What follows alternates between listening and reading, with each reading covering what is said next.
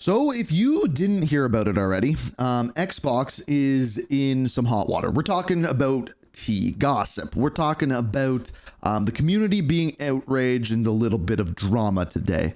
But if you don't know like the little bit of backstory behind it, first things first, they have raised the price of Game Pass Ultimate to $30. That's $360 a year. Now, this doesn't really affect me because I play on PC Game Pass. It's not this much. What they have added to it is, I believe, Ubisoft Plus Classics and Fortnite Crew coming in November.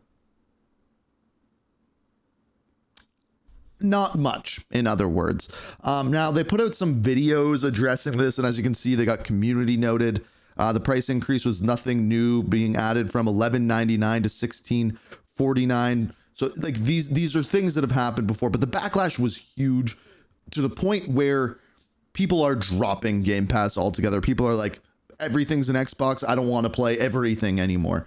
It's bad. It's bad. And there was a ton of backlash behind it. And we've got a video about that backlash from Mr. Matty Plays. I'm sure he's going to go more into everything that happened with the price increase. But yeah, $360 a year for Game Pass is insane. And maybe they went with that number because it's like, haha, Xbox 360.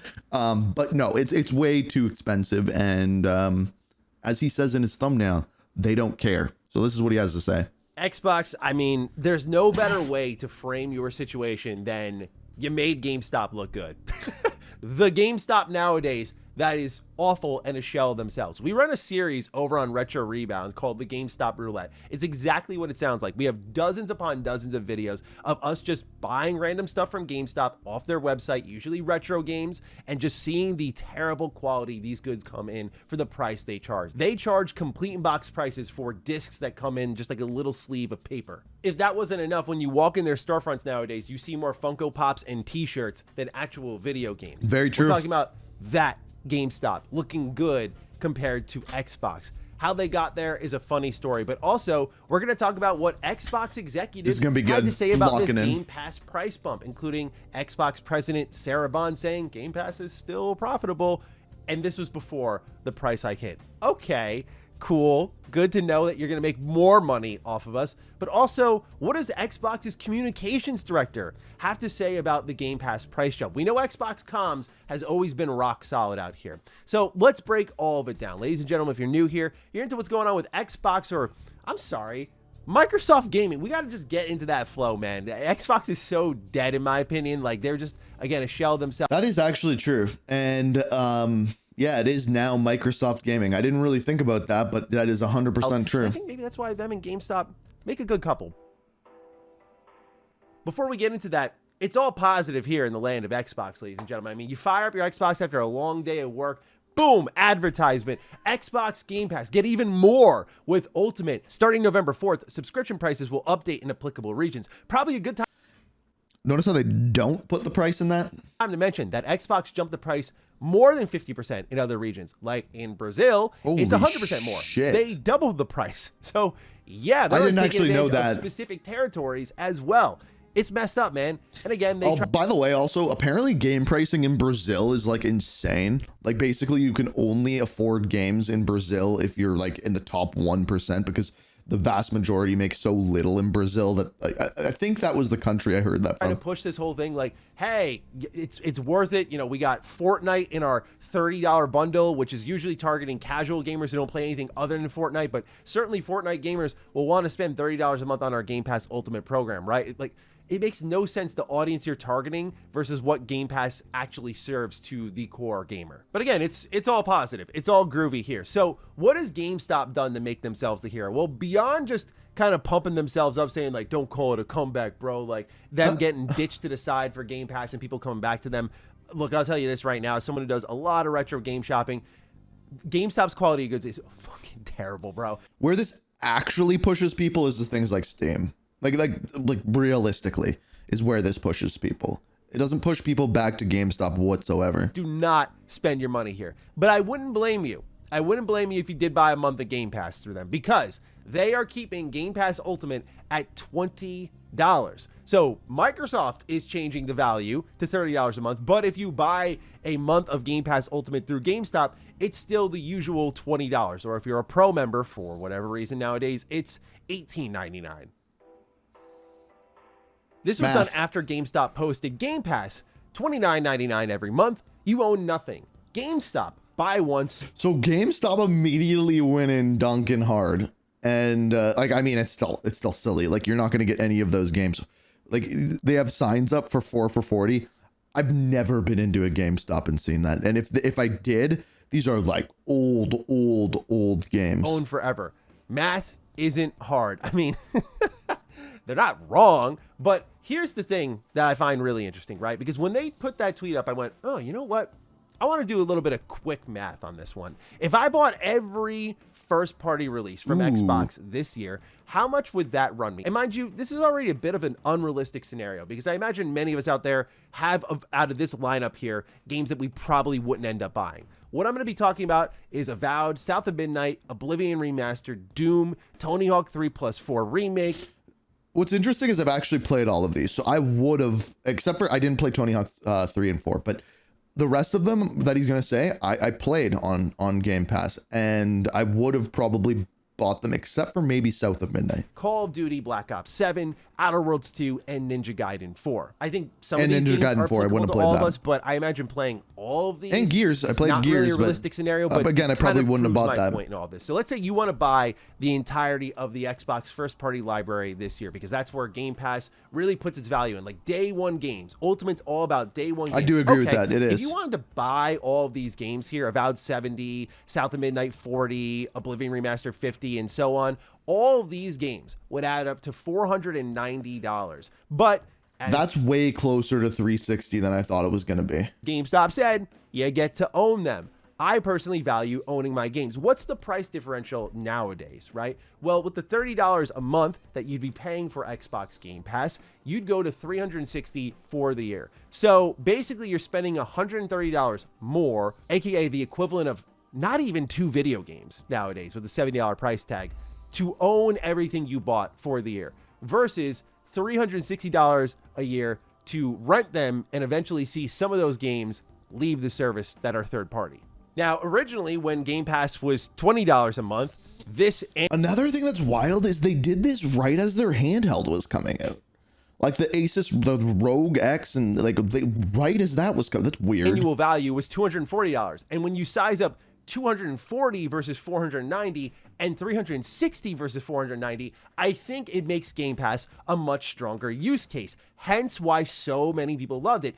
Yes, I don't get to own them, but I do get access at a much more fair value that I enjoy. I drew this comparison on Defining Duke.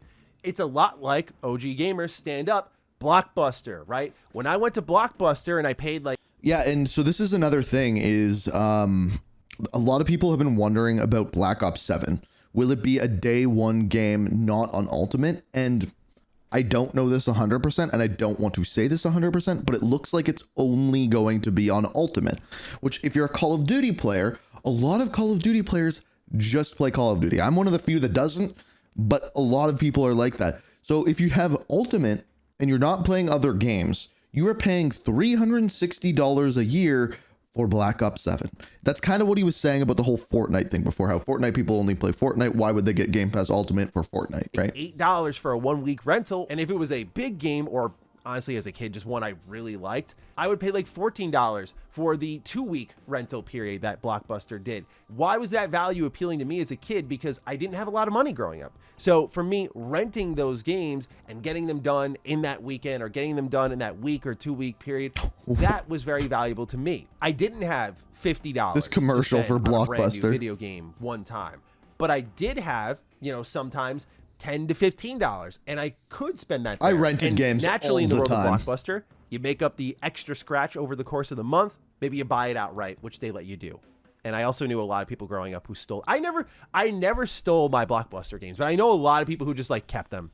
So here's the thing is if you did that and then you wanted to go back to Blockbuster, they would charge you like $100 for that game that you took. That's how they tried to make up that money. But here's the thing is Blockbuster didn't have people who could go and break people's knees to get the money that they owed. So that model didn't end up never working. Return them. Anyway, that's how Blockbuster established its value, the same way Game Pass established its value. Like, hey, you can't afford all these things, here's a cheap way to get in. That was the value proposition. I think closing that gap where it's just like, oh, I have to buy like 2 more games to own all this first-party library, why wouldn't I just go ahead and spend that? And that's in a case where you're buying all these games. For me, though, like if I weren't a reviewer, I played some of these games, but some of these I did skip out on. Like I would have probably skipped on South of Midnight. Yep. Frankly, I probably would have waited for reviews on Avowed because I probably wouldn't have played Avowed. That game. Tony Hawk, I skipped on. Call of Duty, I'm definitely skipping on. But if you just count for South of Midnight, Tony Hawk, and Call of Duty, I'm saving $180, which is now $50 more than the annual savings that Game Pass's new value is offering me. And that means that I can just take that money and instead spend it on other like third-party day one games even that are on Game Pass, or just third-party games in general. Like I now have that extra money. So my long-winded point in all this is that Xbox has made it really easy to say, go buy your games. And that doesn't really hurt them because obviously they'll laugh their way to the bank. If I'm like, screw you, instead of doing your subscription service, I'm going to buy Ninja Gaiden 4. They'll be like, okay, go right ahead. That's true. So it's not really like you're sticking it to them per se, but I do think for those of you who are looking into the best ways to spend your money, it's not ultimately up to me, but consider ownership versus rent. Ultimately, And how we're kind of at this fork in the road right now where you can really make a stand. Like we just saw a rumor that said PlayStation 6 is going to have a disc drive. Physical games can live on. This type of preservation can live on. And it's in one of these moments where we stand up for like, hey, we don't mind digital games, but for a certain price, this is where you can kind of make your voice really, truly heard. The question is ultimately, will Xbox You keep saying ultimately. And I really feel like they're in the phase of just gouging what remaining fans they have because the growth phase is over. Same thing with hardware. That's why they're charging more. They're done subsidizing. They're like, okay, we have the base. You're paying max. What he said there is very true. They've kind of hit their cap for the most amount of people that are going to get Game Pass. So they're like, okay, now let's see what the right amount that we can charge is where we retain the most amount of people and get the most amount of profit. He's right. And this has bad implications for the next generation. If they're done subsidizing hardware costs, then I can imagine a world where PlayStation 6 undercuts them easily. I can also see a world where if Valve has a lot of marketability for the living room, they could also beat out Xbox in the living room with the value that Steam offers. And now you're trying to jack up your software prices. Like you went for $80 games. Now you're going all in on Game Pass. Like getting into that ecosystem next generation is going to be slim pickings, I think. Next, here we go. So, this I haven't seen. How does Xbox feel about this, right? Well, The Verge spoke with the director of communications at Xbox, and they had something to share here in their article. They said, quote, "We understand price increases are never fun for anybody, but we're trying to reinforce by adding more value to these plans as well," Blackwell said. "It's something we don't take lightly, and we're listening to the feedback of players in the community to try to provide them with more of what they're asking for," end quote. Like, you could just feel the boardroom meeting in a lot of these comments. Like, if we just keep hammering away, this is what you want, this is what you want. It's not, like, what company doesn't get this? It's not up to you, dude. I don't care what you think sounds good. We decide what the good value is. And I know it has to. So here's the thing, right? We've actually seen this with Netflix. We've seen this with Amazon. When these subscription services raise their price, not a lot of people drop off. Now, raising your price by 50%, that's a lot. And I'm curious what the fallout of this one is going to be. I'm very curious. Makes sense for you, but you don't get to tell us we're giving you more of what you want. Ubisoft's having like a horrible last few years. Who is out here going like, yes, Ubisoft games have been added to my library. I got 40 plus Ubisoft games. And on top of that, Fortnite. Who's out there going, yes, $30 a month for this plus everything I already had? The thing isn't Fortnite free? And this is where Xbox failed the most. They're paying for day one. They're paying for the library. Frankly, I don't even believe they should be paying for cloud streaming. I think that'd just be a great service to offer as part of your ecosystem. Microsoft Rewards was another thing that was separate from Game Pass. You pulled it in. It's these things that your own platform decided were valuable, but that you decided to try and pack value into a service that I don't think was making as much and growing as much as you wanted it to. And so therefore, you're trying to inflate the value and gouge the remaining. That's an interesting idea. The Quest. I didn't know that this was a thing until like literally right now.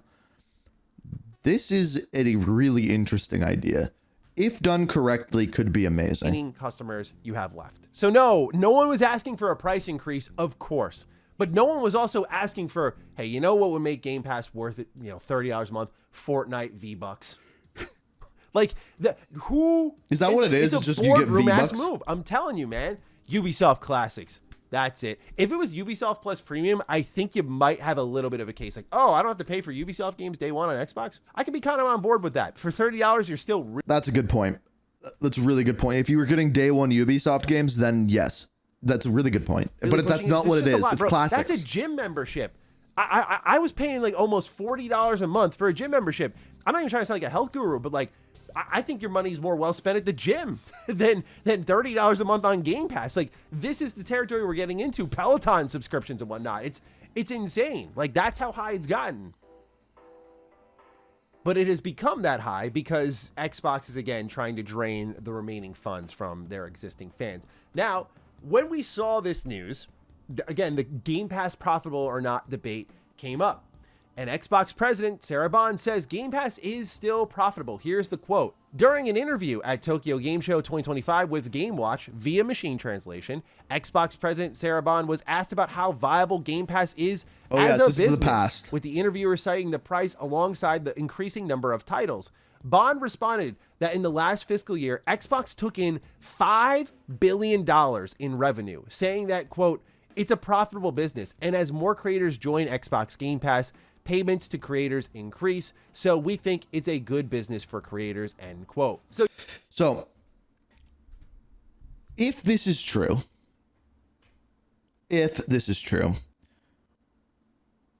why would you raise the price?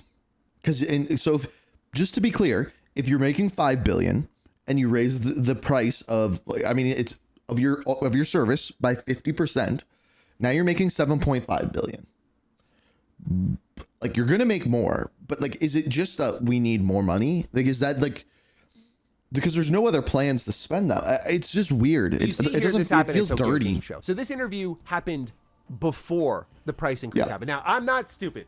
We know the president of Xbox knew this price jump was coming. So she says Game Pass is profitable, $5 billion in revenue, which, by the way, is different between like what the profit and losses are, but $5 billion in revenue, profitable, great for creators. You're paying more creators out, and now we're charging people more. In a world where we don't know how profitable it is where I have to be a little fair in it all. But reading that this service generated billions of dollars and you made money off of it, and you still decided, let's charge more, and tried to justify it by being like, hey, we're adding 75 plus day one games on Game Pass. Well, you know what most of those are? Let's be real.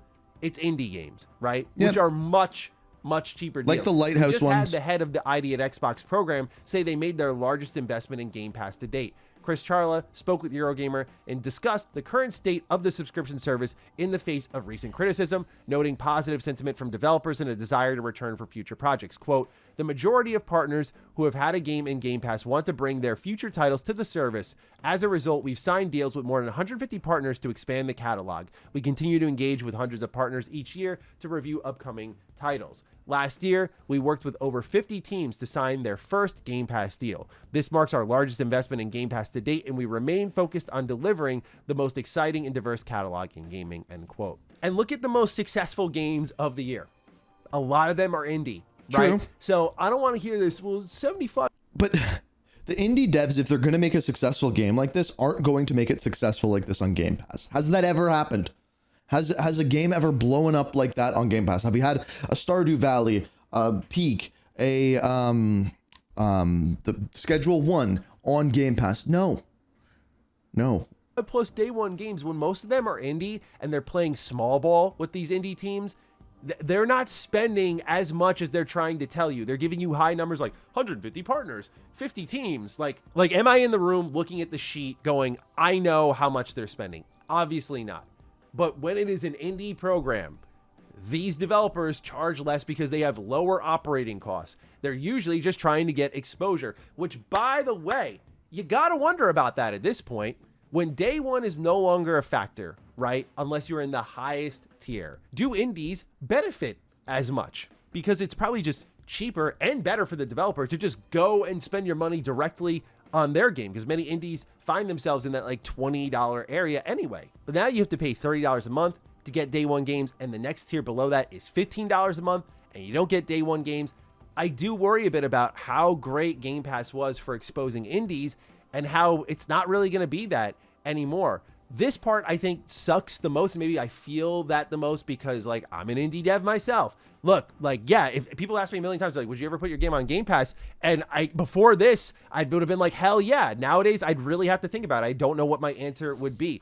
But he's making the point that he's making here in like a very roundabout way is where people are getting pulled into Xbox Game Pass. And he's right, is with the day one games. And that makes sense, right? Like if I can get a subscription and I get what the thing everyone else gets, that's the Netflix model, right? Like you don't have to pay more to get the shows on day one. You just pay the base fee. And then for that, it is the quality that you can watch it is changed, or whether there's ads or not changes on other services. This is, you can only, if you play the highest one, that's the only way you can get the day one games. And that's really what people are caring about. It's now taken the eye off of these indie games. Like games earlier this year, like Blueprints, that really I still gotta play that through Game Pass. Like a lot of, hey, I'm going to try this out. Like spreading the word for indies is so valuable. And I don't think Xbox has to run their business completely around that, but it really helped that community out. I've heard such great things about indie devs and their experience with Game Pass. No More Robots has been really open about how they like put every game on Game Pass because it just always helps them out. So I'm glad Xbox is still investing in them, but I do worry about, as people are leaving the service in mass, the lack of exposure. I'm very curious to see what their subscription numbers are now that this is happening. Ladies and gentlemen, this is how Xbox is feeling about the Game Pass price hike. They're still profitable. They were profitable before this, apparently. We don't know about how much. They hear you, but they're trying to give you more of what you want. All these, like, terrible. No foresight, by the way, either. Just terrible. Just like, this is the plan. And if we just keep saying it's good for them, they'll believe it eventually. I just hate companies that treat you like mindless drones. Like, oh, yes, Xbox, you are correct. This is good. This is okay. So here's the thing, and I'm going to end it on this, this is the problem with subscription models. And this has now been the common thing, and what everyone knows happens with subscription models is over time, they offer a really good value proposition. Netflix, Amazon, Hulu, whatever it may be. And then they get to the point where, okay, we're not getting any more subscribers every month. We've sold our product. What can we do to make more money? Raise the price of our product. Do we have to increase value? Not really. Oh, we lost 10% of our audience. That's fine. We raised our price by 20%. We're making more money, right? This is what happens. So really, they raise their price by 50%. If they lose 25% of their subscribers, which isn't going to happen, they'd be okay.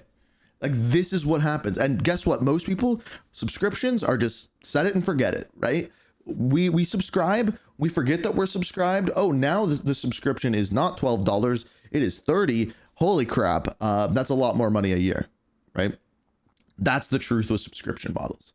And unless you're staying on top of it, you're going to get caught like that with all of them. All of them do it. And it's skeevy.